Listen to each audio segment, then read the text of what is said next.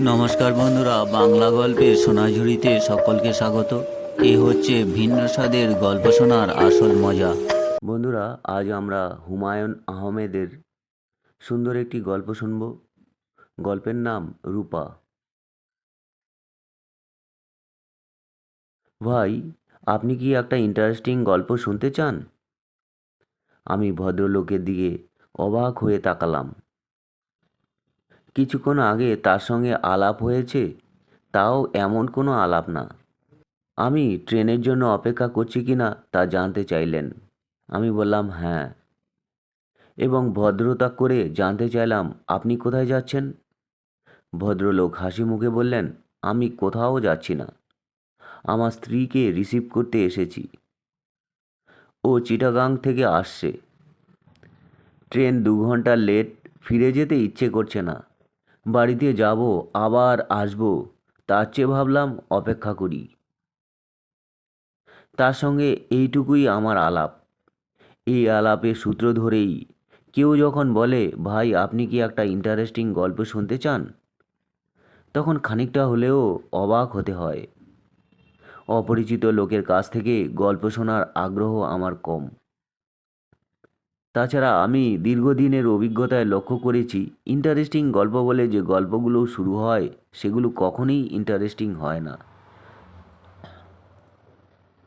আমি কিছু না বলে চুপ করে রইলাম। ভদ্রলোক বুদ্ধিমান হলে আমার চুপ করে থাকার অর্থ বুঝতেন, আর বুদ্ধিমান না হলে এই গল্প আমার শুনতেই হবে। দেখা গেল ভদ্রলোক মোটেই বুদ্ধিমান নন। পকেট থেকে পানের কৌটো বের করে পান সাজাতে সাজাতে গল্প বলতে শুরু করলেন। আপনি নিশ্চয়ই খুব বিরক্ত হয়ে আমার কথা শুনছেন। নিতান্তই অপরিচিত একজন মানুষ হড়বড় করে কথা বলা শুরু করেছে। বিরক্ত হবারই কথা, কিন্তু সমস্যাটা কি জানেন? আজ আমার জন্যে একটা বিশেষ দিন। এই বিশেষ দিনে আমার মজার গল্পটা কাউকে না কাউকে বলতে ইচ্ছে করছে। যদি আপনি অনুমতি দেন তাহলে গল্পটা বলি। বলুন। আপনি কি পান খান?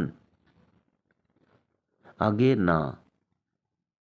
একটা খেয়ে দেখুন, মিষ্টি পান, খারাপ লাগবে না। আপনি কি বিশেষ দিনে গল্পের সঙ্গে সঙ্গে সবাইকে পানও খাওয়ান নাকি? ভদ্রলোক হেসে ফেললেন, আন্তরিক ভঙ্গিতেই হাসলেন। ভদ্রলোকের বয়স 40-এর মতো হবে। অত্যন্ত সুপুরুষ। ধবধবে সাদা পায়জামা পাঞ্জাবিতে তাকে বেশ চমৎকার লাগছে। মনে হচ্ছে তিনি তার স্ত্রীর জন্যে খুব সেজেগুজেই এসেছেন। প্রায় 20 বছর আগের কথা। আমি তখন ঢাকা বিশ্ববিদ্যালয়ে অনার্স করছি পদার্থবিদ্যায়। এখানে অন্ধকার বলে আপনি সম্ভবত আমাকে পরিষ্কার দেখতে পাচ্ছেন না। আলো থাকলে বুঝতেন আমি বেশ সুপুরুষ। 20 বছর আগে দেখতে রাজপুত্রের মতো ছিলাম। ছাত্রমহলে আমার নাম ছিল দ্য প্রিন্স। কিন্তু আপনি ব্যাপারটা লক্ষ্য করেছেন কিনা জানি না, পুরুষদের রূপের প্রতি মেয়েরা কখনোই আকৃষ্ট হয় না। পুরুষদের সব কিছুই তাদের চোখে পড়ে, কিন্তু রূপ খুব একটা চোখে পড়ে না। বিশ্ববিদ্যালয় জীবনে কোনো মেয়ে ভাব করার জন্য কিংবা কথা বলার জন্যে এগিয়ে আসেননি। আমিও তাদের দিকে এগিয়ে যাইনি। আর একটা সমস্যা ছিল, আমার তোতলামি আছে, কথা আটকে যায়। আমি ভদ্রলোককে থামিয়ে দিয়ে বললাম, কই, আমি তো কোনো তোতলামি দেখতে পাচ্ছি না। আপনি চমৎকার কথা বলছেন। পরে আমার তোতলামি ঠিক হয়ে যায়। আগে প্রচণ্ড রকম ছিল। অনেক চিকিৎসা করেছি।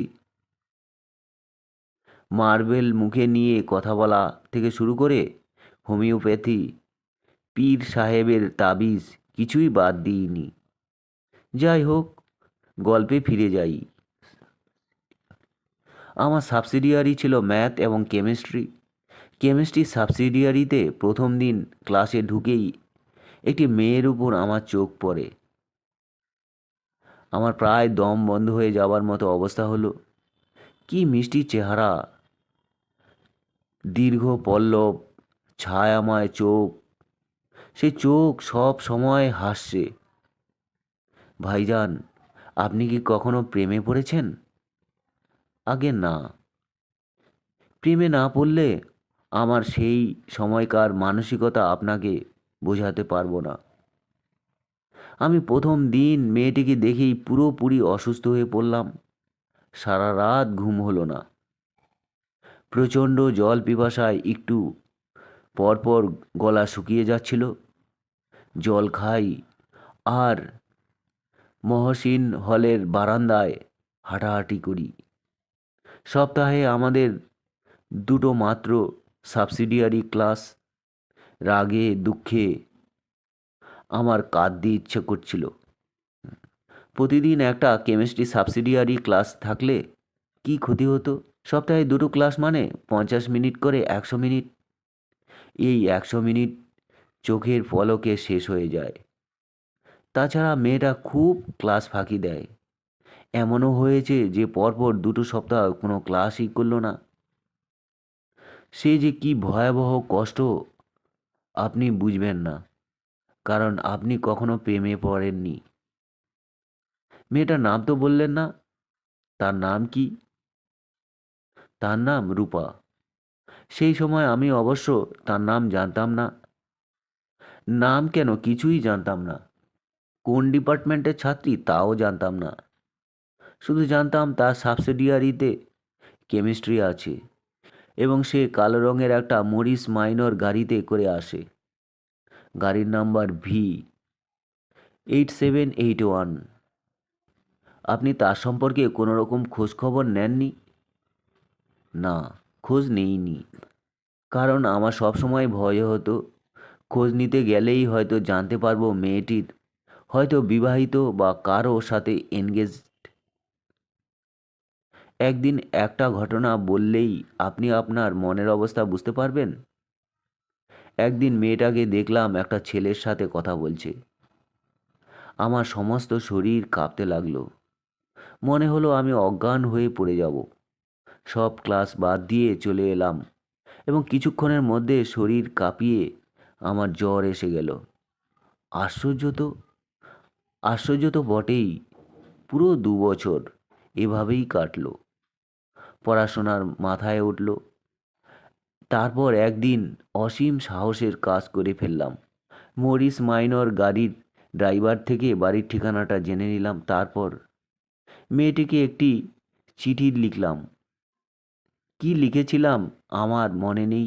চিঠির বিষয়বস্তু হচ্ছে, আমি তোমাকে বিয়ে করতে চাই। তাকে রাজি হতেই হবে। রাজি না হলে আমি তাদের বাড়ির সামনে না খেয়ে পড়ে থাকব। গল্পটা কি আপনার কাছে ইন্টারেস্টিং মনে হচ্ছে? হ্যাঁ, হচ্ছে। তারপর কি বলুন? চিঠি ডাকে পাঠিয়ে দিলেন? না, নিজেই হাতে করে নিয়ে গেলাম। ওদের বাড়ির দারোয়ানের হাতে দিয়ে বললাম, এ বাড়ির একজন আপা আছেন না, ইউনিভার্সিটিতে পড়েন, তার হাতে দিয়ে দেবেন। দারোয়ান লক্ষ্মী ছেলের মতো চিঠি নিয়ে চলে গেল এবং কিছুক্ষণের মধ্যেই ফিরে এসে বলল, আপা বলেছেন তিনি আপনাকে চেনেন না। আমি বললাম, তিনি ঠিকই বলেছেন, তবে আমি তাকে চিনি, এটাই যথেষ্ট। এই বলে আমি গেটের বাইরে খুঁটি গেড়ে দাঁড়িয়ে গেলাম। বুঝতেই পারছেন নিতান্তই পাগলের কাণ্ড।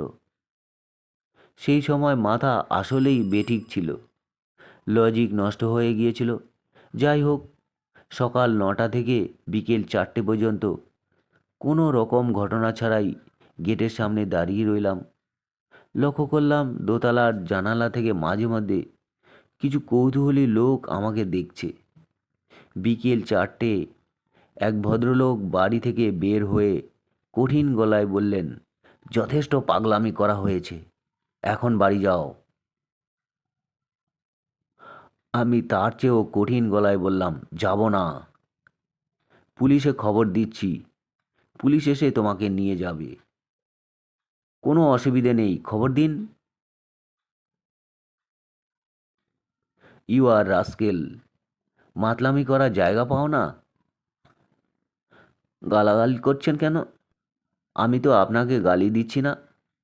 ভদ্রলোক রাগে বাড়ির ভেতরে চলে গেলেন। তারপরেই শুরু হলো বৃষ্টি, ঢালাও বৃষ্টি। আমি ভিজছি নির্বিকার ভঙ্গিতে। সঙ্গে সঙ্গে বুঝেছি জ্বর এসে যাচ্ছে। সারা দিন রোদে পড়ার পর ওই ঠান্ডা বৃষ্টি আর সহ্য হবে না। তখন একটা বেপরোয়া ভাব চলে এসেছে। যা হবার হবে। ক্ষুধায় ক্লান্তিতে শরীর অবসন্ন। মাঝে মাঝেই মনে হচ্ছে এই বুঝি মাথা ঘুরে পড়ে গেলাম।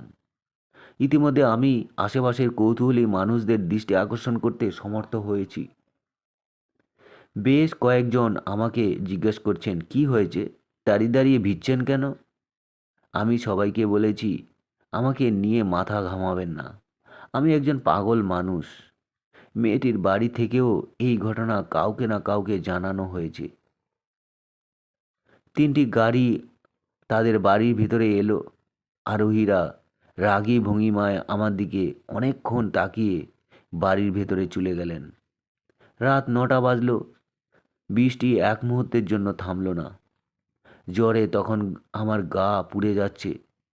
দাঁড়িয়ে থাকতে পারছিলাম না। পা ছড়িয়ে বসলাম। দারোয়ান এসে আমাকে ফিসফিস করে বলল, সাহেব, পুলিশ আনতে চাইছে। বড় আফা রাজি হন না।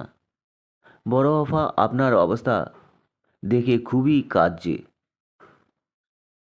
এখানেই শক্ত হয়ে বসে থাকুন। আমি বসে রইলাম। রাত 11টা বাজলো। ওদের বাড়ির বারান্দায় বাতি জ্বলে উঠল। ঘরের দরজা খুলে মেয়েটি বের হয়ে এলো।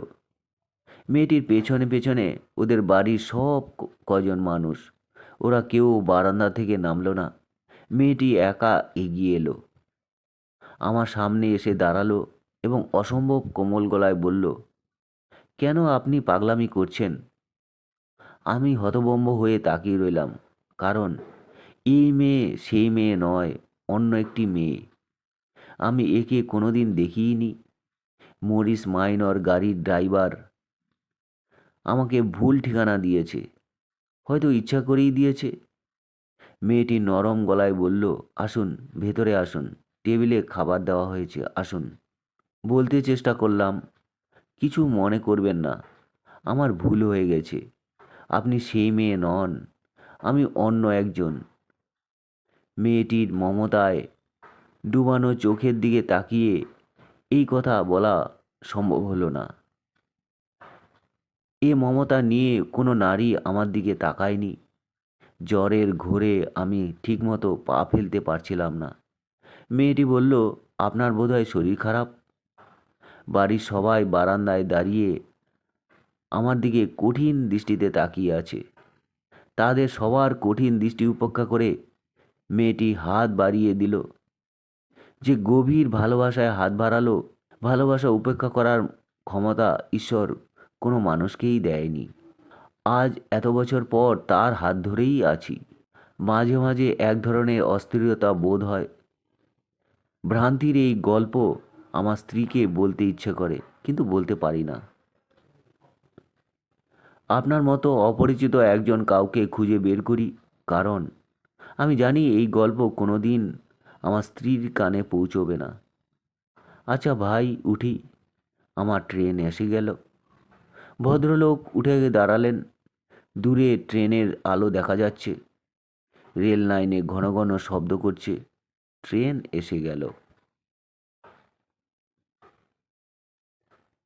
তো বন্ধুরা, এই ছিল ভারী সুন্দর একটি গল্প। গল্পের লেখক হুমায়ুন আহমেদ। গল্প পাঠ আপনাদের ভালো লাগলে চ্যানেলটির সঙ্গে থাকবেন, সাবস্ক্রাইব করবেন। সকলে ভালো থাকবেন, ধন্যবাদ।